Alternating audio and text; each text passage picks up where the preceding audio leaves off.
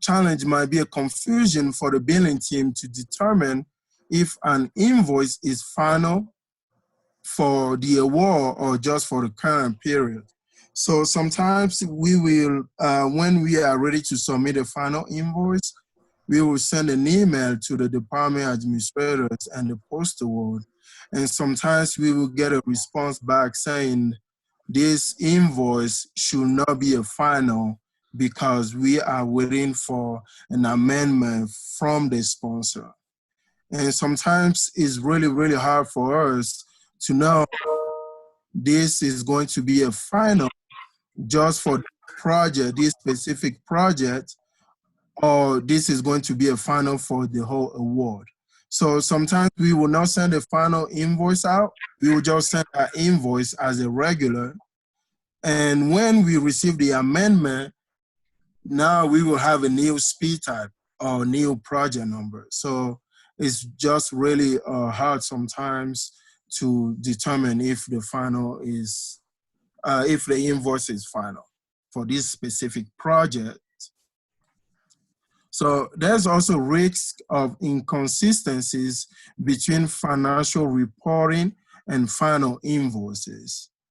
And sometimes we have some issue with the budget as well, because the budget being over or understated as one team is reducing. For instance, the postal administrators can reduce the budget when they submit their financial reports, but another team might be working on a carry forward, for instance, setup team.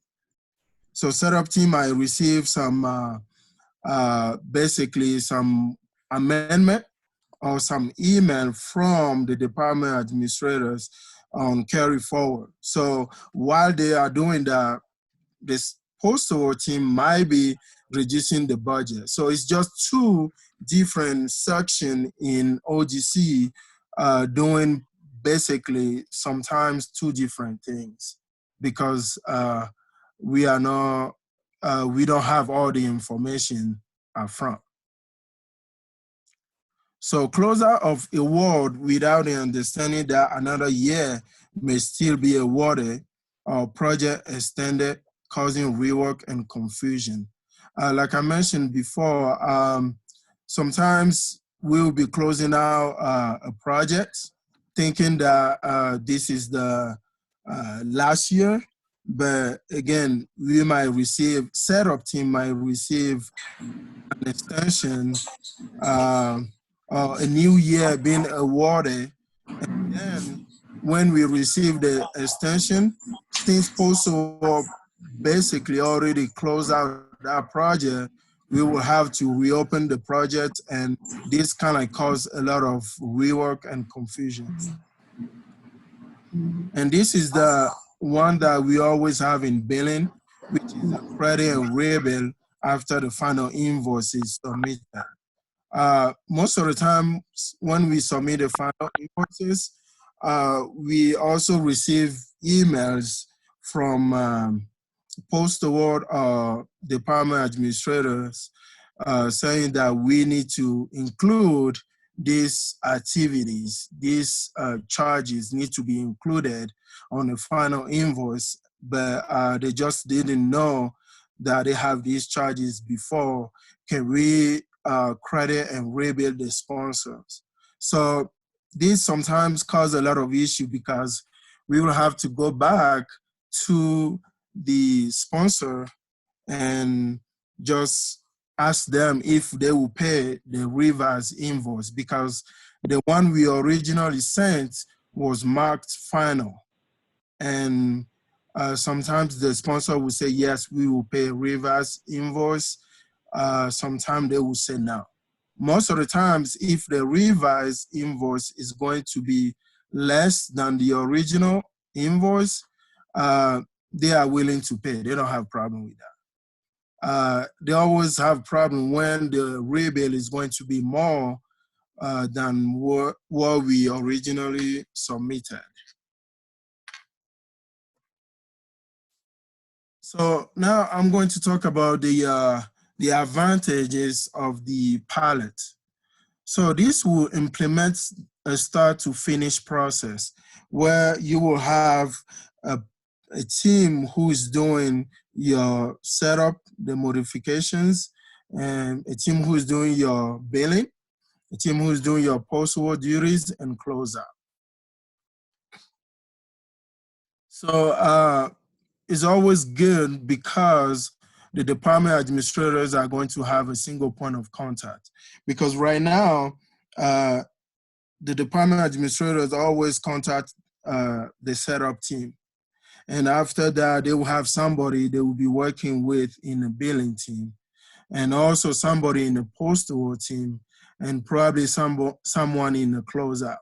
So you have like actually 4 sections in OGC that you are currently working with. But with these pilots, you only be working with one person or one pod of 2 people. And this is going to definitely increase the teamwork by breaking down barriers between current team. Because like I mentioned, you have setup team, billing, postal.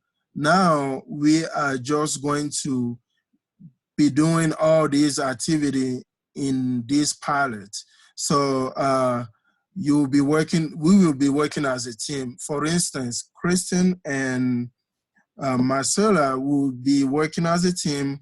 Currently, they are sharing office, so they can just talk to each other since they are in the same office and get the job done on a timely manner. And this is also going to definitely increase the customer service that we are providing to our department administrators. Because now we will be able to access the status of a war modification and the billing information directly. So if we have a department administrator contact the pilot, now we know that you have a war modification sitting. We can see if we have any billing that we can potentially send to a sponsor right now while we are responding to your email regarding the modification of the award. And even if we have any financial reports due, we will definitely submit those financial reports right there. So the other advantage of the pod or the pilot is we brought people from the setup team, the postal team, the billing team. So these people already have experience in this area. So they will be able to provide all the information that you might need. We are also able to do a steps in a logical order rather than having separate team doing tasks at different point in time.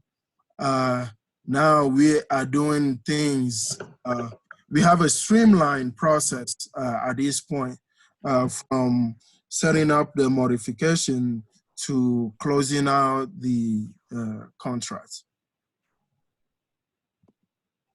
This is also going to help with turnover.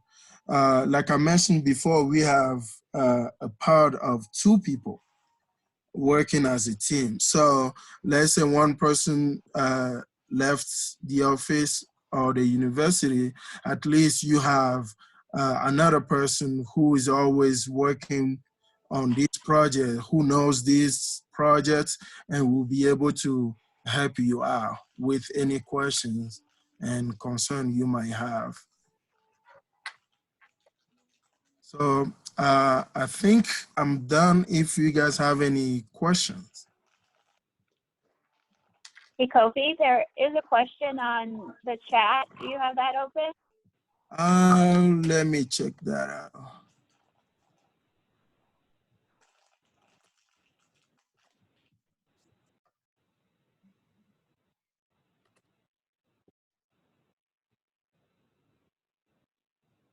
or I can just read it to you too. Yeah, I'm having a little hard time too. So the question is, will these pilot pods be assigned by school departments similar to post-award assignments? Yeah, so the the pilot will be assigned for a whole department with org. So for instance, one pod can be working with Department of Psychiatry. Okay. And then are existing projects going to this new system or only for new projects? Say that again? It says, are existing projects going to this new system or only for new projects? I would say existing and new projects. So right now, it's just a pilot that we are trying with a specific department. But if this is successful and we roll it out, if this is successful and we roll it out, then I think all the the current project and the new projects are going to fall into this bucket.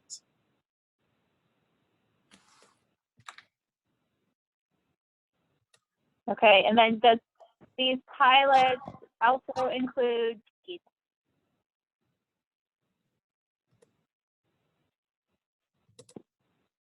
Okay. Yes, I'm able to see the group chat now. So yeah, the pod is going to include PIDs as soon as we roll it out campus-wide. The next question says, will you please, yeah, I will definitely send the presentation.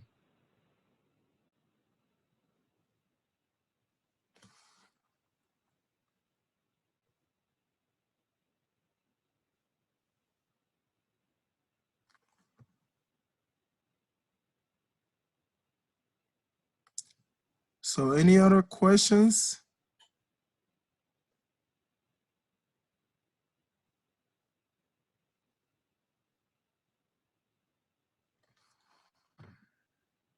Someone wants to know when this will be rolled out for everyone, if you guys decide to move forward with it.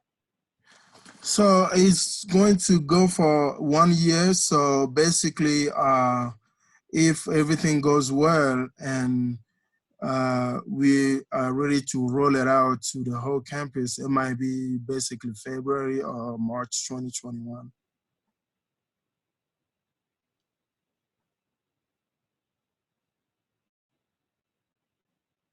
Thank you. And then I think if you want to move on to the next topic, you were going to talk to us a little bit about billing limit emails as well. Yes, definitely. Let me pull that up and share my screen. Thank you for the information on the pilot program. That was really interesting. Yeah, you're welcome.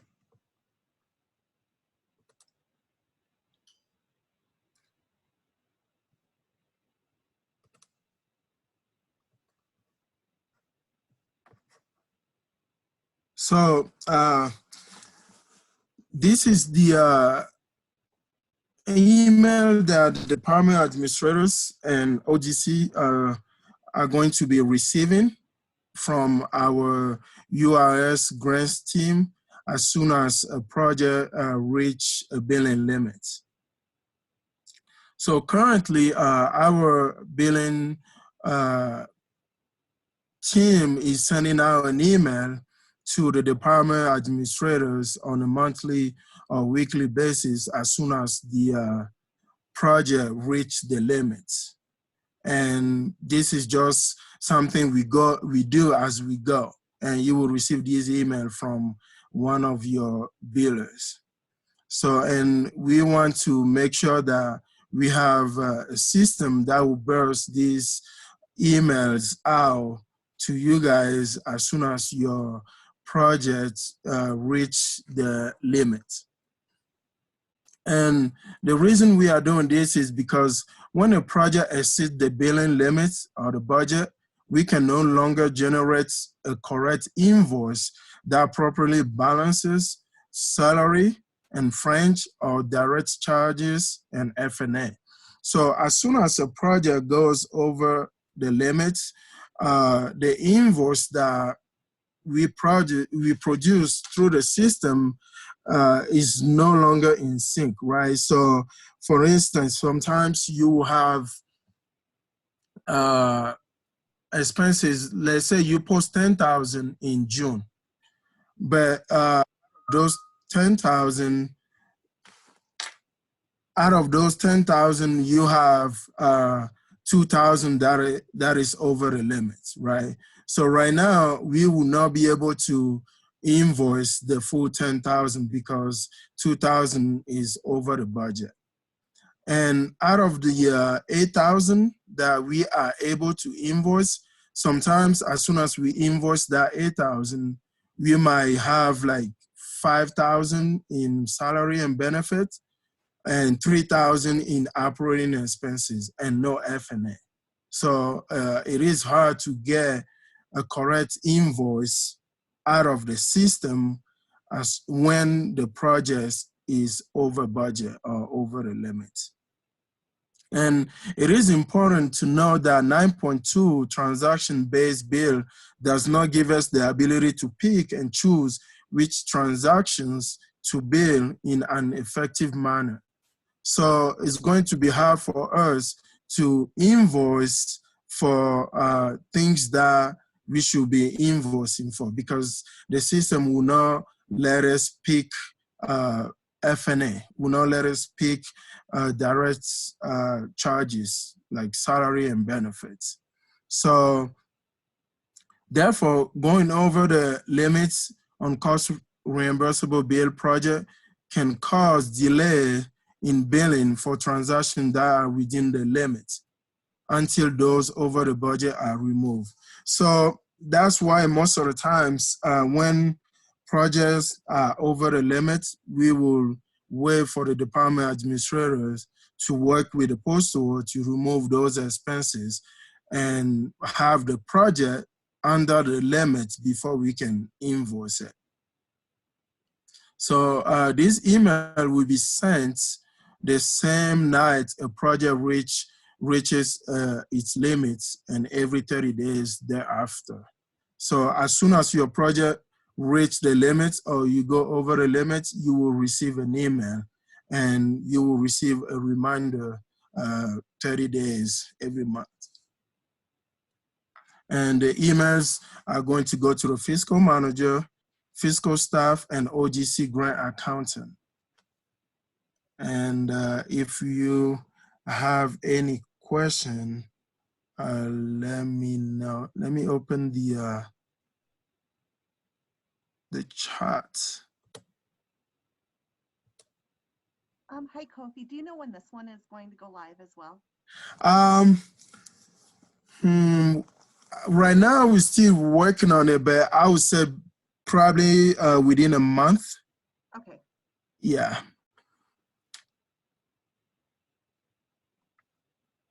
Does anyone else have any questions for Kofi?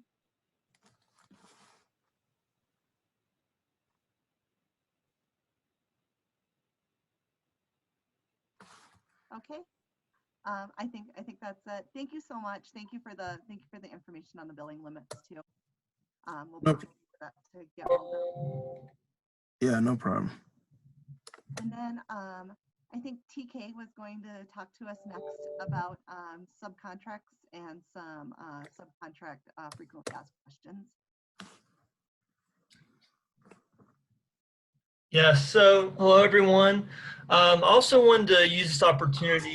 Amy asked that I just let you all know that OGC is fully operational and we will be sending out communications soon, just kind of reiterating that and kind of discussing what's going on our end. But we really are, everything's not running quite as usual, but we're adjusting and doing everything we can to keep things moving.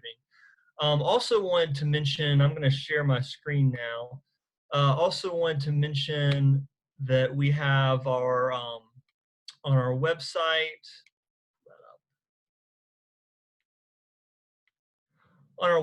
we have our coronavirus sponsor guidance. So if you go to this link, there is some guidance. Shane's been working really hard to keep this up to date, looking at a lot of different sponsors and what the guidance is with all the questions I think a lot of people are having related to expenses and trip cancellations and things like that.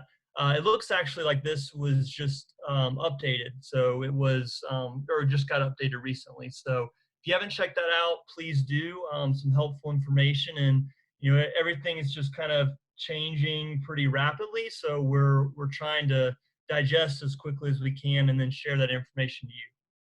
And that being said, we're also recognize that this is, a difficult time, but we appreciate everyone's hard work and patience, and don't hesitate to reach out. We're all in this together, and anything we can do to help, we're here and trying to do that as well. So that being said, moving forward to the subcontracts changes. So hopefully many of you have seen this newsletter we sent out.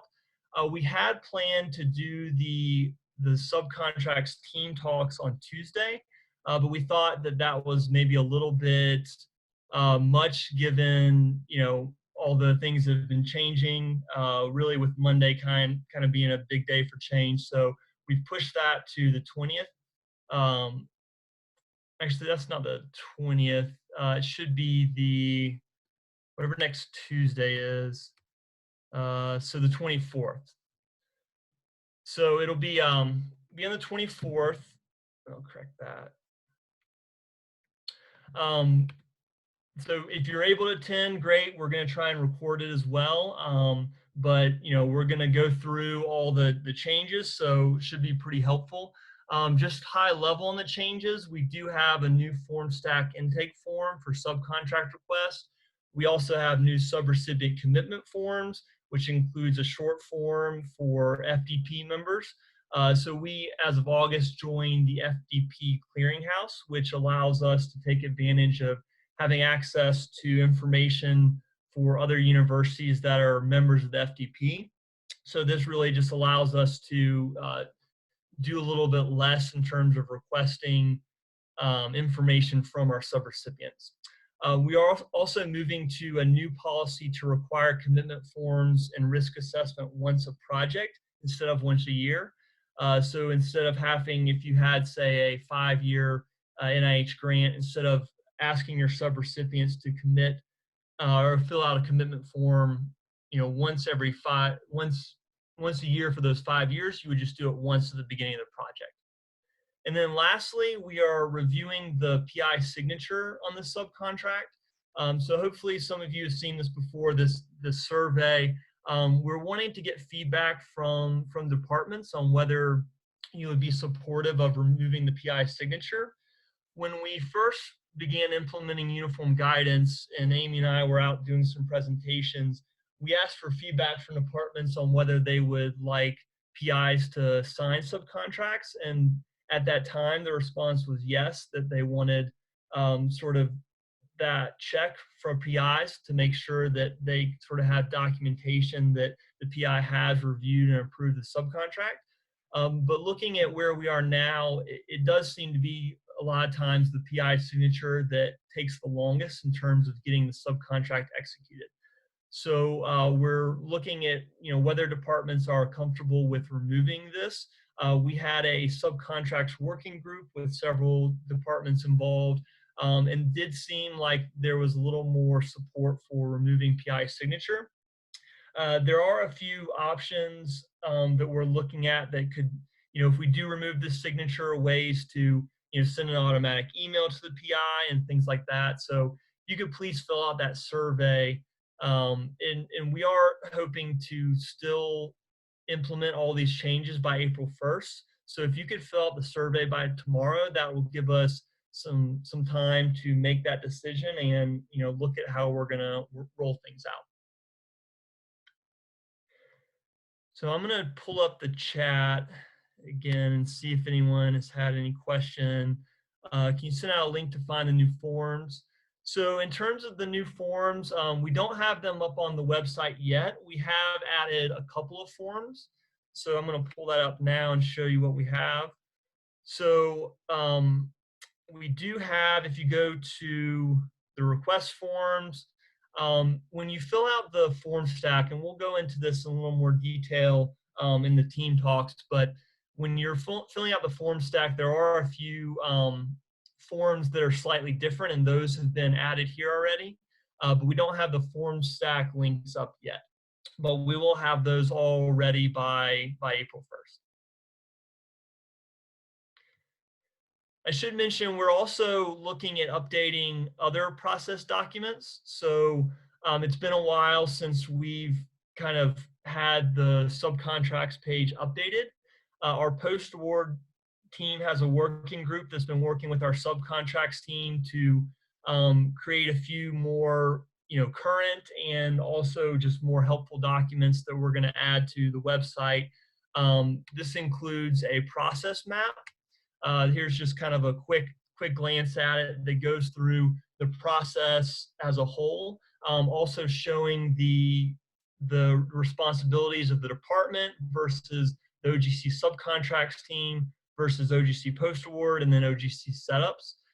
So that should be very helpful. And then also this FAQ document that we'll walk through here in a minute. Before I move forward though, let me just check the chat again and see. Resend the link to the survey. Yes, I can send that out.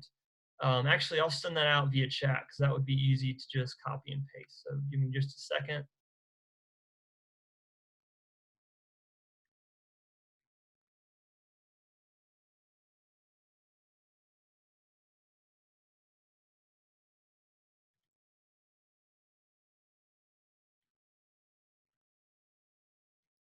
Okay, so here's the link for the survey. Sign up for the team talks. So let me pull that link up as well. And again, both these are in the OGC newsletter. I know you guys get probably a ton of newsletters, but if you can try and keep an eye out for this one, it is, we are trying to only put relevant information on there. And it is usually pretty helpful things that we're adding. So if you're not receiving the newsletter, also please reach out and we can get you set up. So there is the link for the, oh, that's from privately. Sorry, let me send that to everyone. Another question, did the March newsletter go out already? It did. If you didn't receive it, if you want to send me an email, I can help get you set up with receiving the newsletter.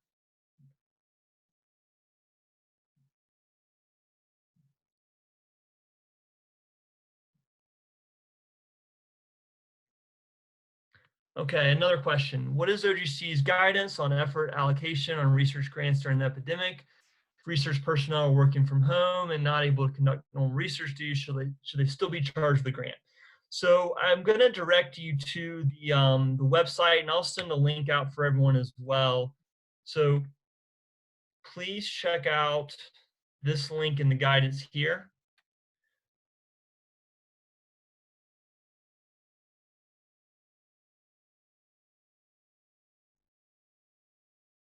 And I might actually, I don't know, Shane, if you're on, do you want to jump in and respond to that? I don't know if it's a simple answer.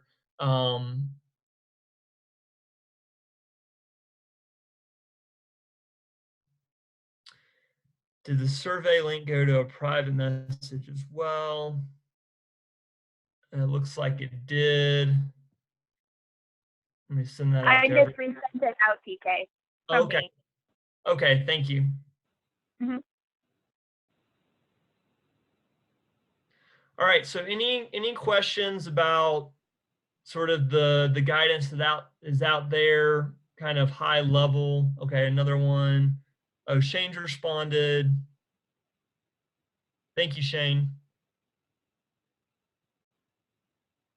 So any other questions about from a high level, the subcontracts? or any of the documentation that I've mentioned?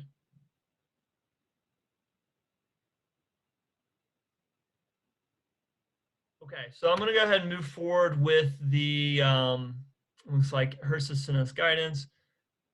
Okay, so I'm going to move forward with the FAQs that were developed by our post-award subcontracts working group and our subcontracts team. So this was put together as kind of a way to help answer some of the questions that come up the most from departments to both our subcontracts team and the OGC post-award team. Hopefully, particularly for those of you who are new to post-award positions, this is a helpful document and can really help, kind of bridge the gap with some of the areas that most people are asking questions on. So what do I need in order to request a subcontract? So we have a document that goes through all the steps for requesting a subcontract. And that's also on our website, so please take a look at that. There are a few things to keep in mind. So, it's more than just a simple answer. So, just take a look at that document and definitely feel free to reach out if you have any questions. What information do I need to complete the subcontract request form? So we do have information, and this is going to change once we have our form stack form. We're cutting it down, not having the same delineation between different request forms. We will have a request form for subcontracts, amendments, and then research services agreements. But that's going to be the only difference in terms of the request form. But in terms of information that you will need to provide to make the request, so we need your proposal number for the prime award. And do keep in mind that we cannot do a subcontract until we have a executed prime award. We will need signatures on all forms. So the commitment forms, if you're in the first year, we will need budget dates. We will need to make sure that everything's consistent. And then we will need contact information for the department, the PI, which is in the section 3A. And then the 3B has the subrecipient contact information.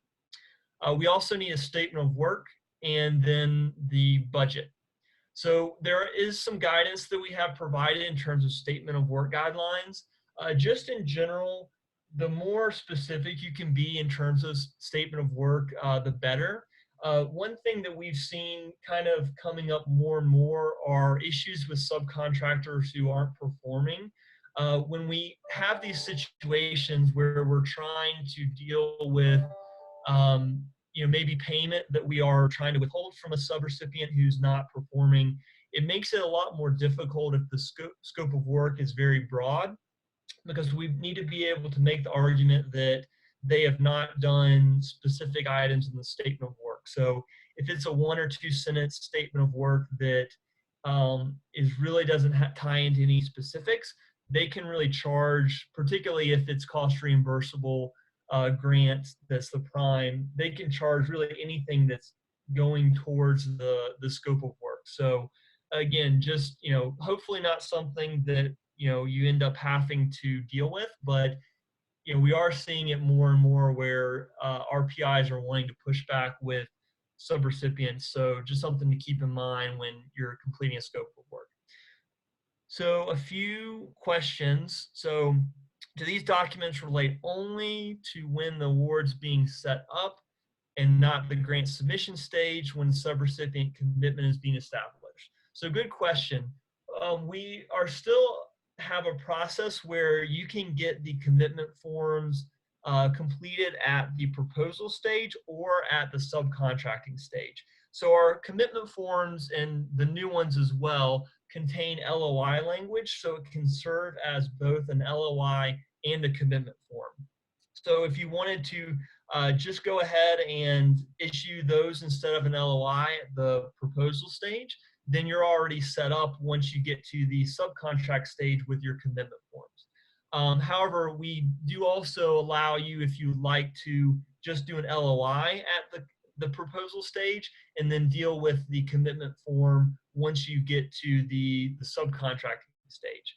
We wanted to provide this flexibility for departments. We know there are times where you may have quite a few subrecipients on or potentially on a grant.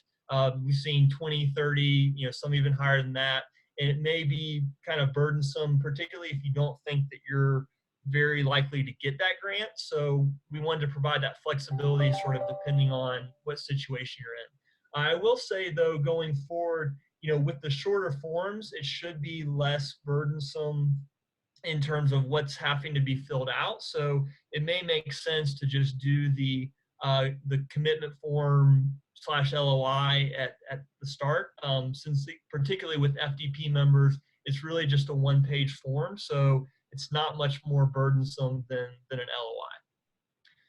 Second question, would the subcontracts team be able to share some good scope of work examples? That is a great question. I know that we had pulled a couple. I'm trying to think in terms of where we are in terms of documentation. I'm not sure if that is in this statement of work guidelines, but let me check on that. And I will say that as we are adding all this information to our website, it's something we will definitely include. So something for me to double check on, but at least when we have the website fully up to date, it will definitely be on there.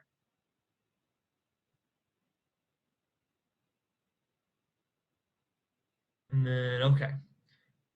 So moving forward with our next question, where do I locate the most recent award information to complete the subcontract request form? So most of that information is going to be in InfoEd. So if you log in just to the main page, most of the information that you're being asked for is going to be there. If you have things you can't find, please let us know. But I think between that and basically the contact information for yourself, the department, the PI, and your subrecipient, that should cover most of what's being requested. Oh, this is a good point as well. So you can also pick the most recent proposal number. That way, all the information will be up to date. And if you click on attachments, highlighted there, again, this will have your most recent award dates. That way, we're issuing from the most recent award. This is relevant, say, if you have a grant where you're not subcontracting in the first year or two, but then you're subcontracting later on. We want to make sure that, in particular, if it was, say, a federal flow-through and we're receiving different awards from a pass-through entity, that you are, referencing the most accurate dates for that prime award. So what are the roles and responsibilities for each area when managing a subcontract? So in general, you have the subcontract approval process requiring everyone to work together. We do have that chart that I showed you. We'll be putting that up on the website soon. So that's going to really go through all the roles and responsibilities there. But certainly if you have questions about things that should be done or things that need to be done and who should be doing them, please reach out. Then what's the difference between a subrecipient, subcontract, and a contractor consultant? Why does it matter? So this is really important. It's mostly based on kind of the federal guidelines. So they have very specific rules when it comes to subrecipients versus vendors. In terms of someone being a subrecipient versus a subcontractor versus a subawardee, those are terms of art for federal guidance. So a subrecipient is kind of the broader term. Subawardee would be a subrecipient that is receiving a flow-through from a federal contract, and a subawardee would, well, I think it says, so the subawardee is flow-through of a federal grant, subcontractor is flow-through of a federal contract. So we use subcontract pretty broadly just in terms of our jargon, but those are the times when it is a term of art, is when it's federal awards or federal contracts. When it comes to other entities that are awarding us, if it's a foundation or industry, we generally just call all those subcontractors. And then in terms of being a subrecipient versus a contractor, so also something that there are strict federal guidelines on. This really helps delineate between whether we're treating someone as, as a subcontractor or subrecipient, where we would flow through all the terms of the prime award, or are we going to treat them as just a vendor where we can use a PO? So it also will impact F&A. As subrecipients, we charge F&A on the first 25,000, but only the first 25,000, whereas a contractor or consultant, we would charge on the full cost of that contract.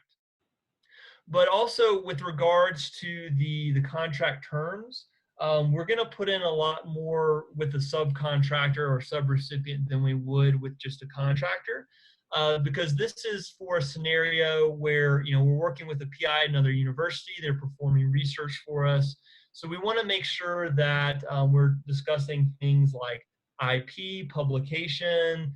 We're going to have more requirements in terms of reporting, both technical and fiscal.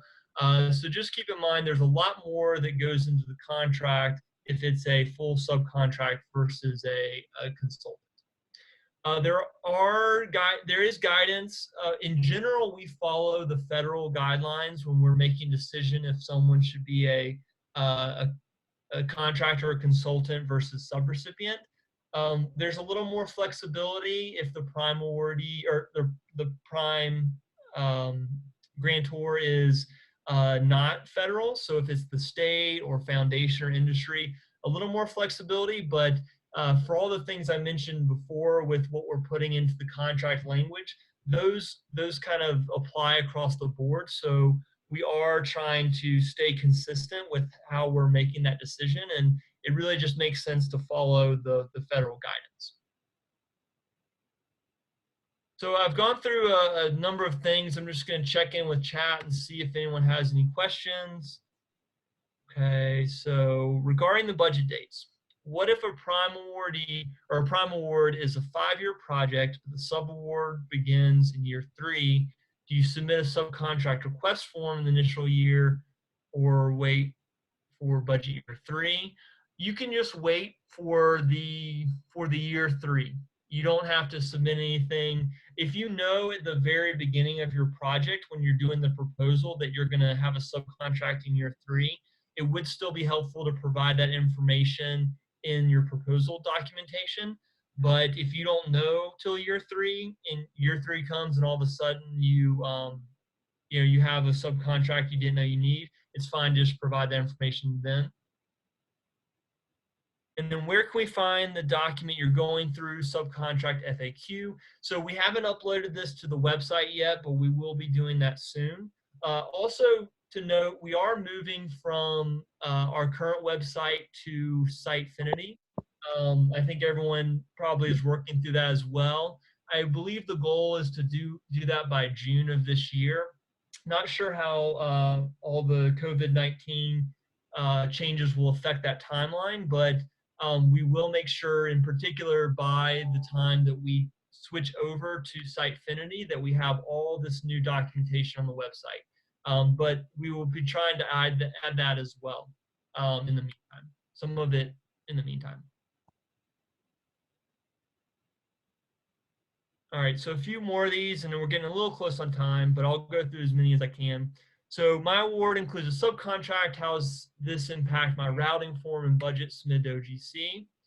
So as I just mentioned, including that information that you are including a subcontractor, if you know that at the time of proposal, there is a box on the routing form to check, and I'll include that line item in your budget.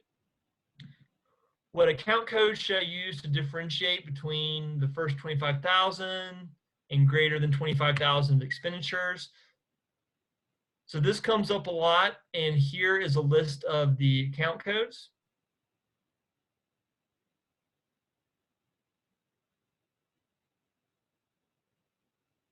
And also keep in mind that each individual subrecipient must be distinguished by their own set of account codes.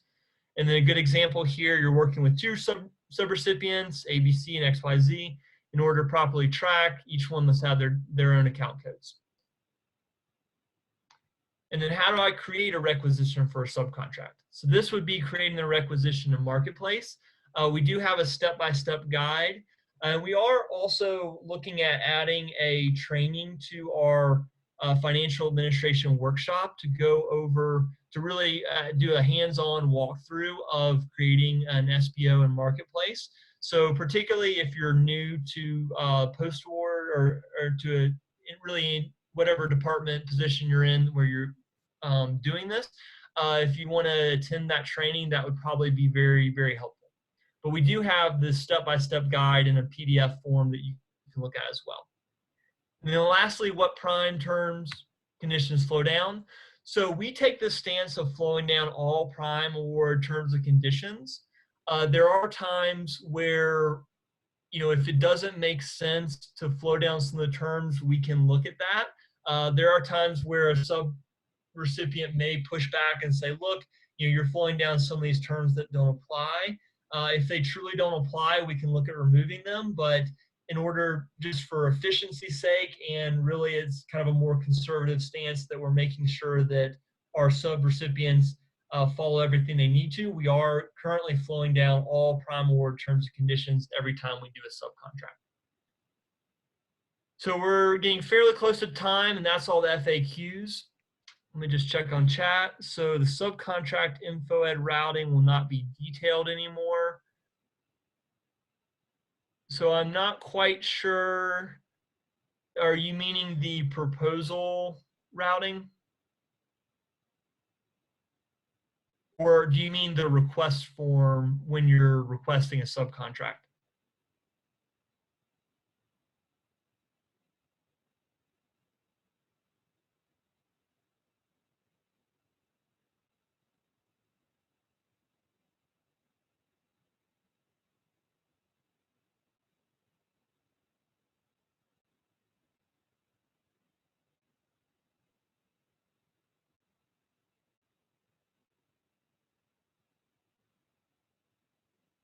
Okay, so this is in the proposal. So let me pull back up here.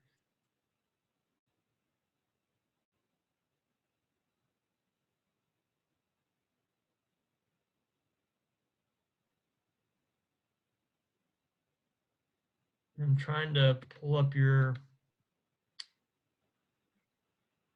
question again.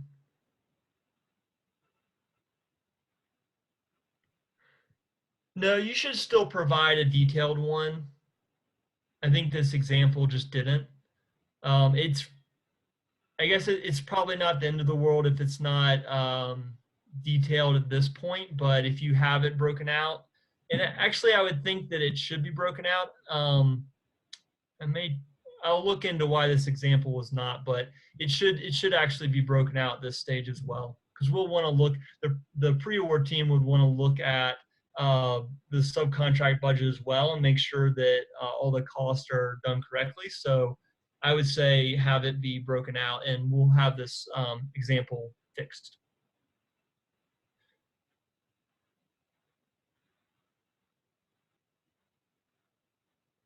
Okay, so we've got 2 minutes left.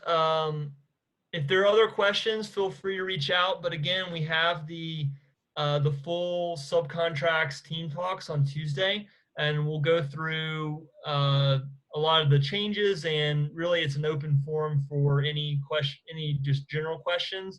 One last thing to mention is we will be going over research services agreements, which doesn't come up a lot, but it is kind of really a hybrid between a subcontract and a vendor agreement. So if you're not familiar, we'll be going over those. We're also going to have a guidance document we'll be going over on the team talks as well, and also putting up on our website.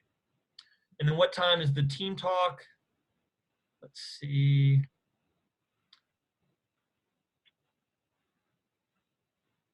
We had it at 1:33. Let me just double check that actually. So I was using the old letter. It's actually at 2.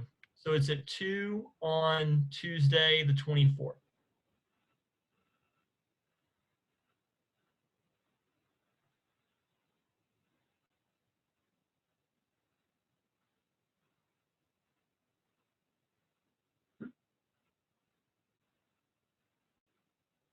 That was really helpful.